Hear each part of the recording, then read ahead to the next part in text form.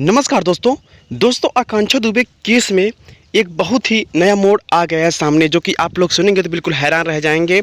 दोस्तों, आप लोग के सामने पहले ये प्रूफ कुछ रखता हूँ। आप लोग पहले फ़ोटोज़ देखिए। इसमें बिंदास सिगरेट पी रही हैं आकांक्षा दुबे जी, जो कि नशे में धुत लग रही हैं। दोस्तों, ऐसा सुनने में आ रहा है कि 24 घंटे नशे में रहती थी और शायद ये नशे के कारण अपनी ये आत्महत्या की थी। दोस्तों, सारी जानकारी इस वीडियो में देने वाला हूं, तो रिक्वेस्ट है अगर आप लोग चैनल पर नए हैं तो चैनल सब्सक्राइब कर लीजिए, वीडियो को लाइक कर दीजिए। दोस्तों, एक बहुत ही नया मोड़ आने से पूरी केस की रुख बदल गई है।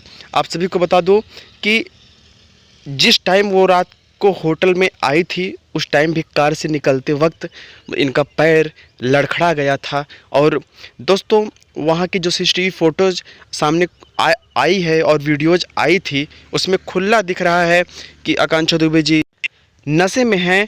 और दोस्तों, आप सभी को बता दूं कि यह वीडियो और यह फ़ोटोज़ सामने आने के बाद पुलिस प्रशासन भी बोल रही है कि नहीं, आकांक्षा दुबे जी नशा करती थी।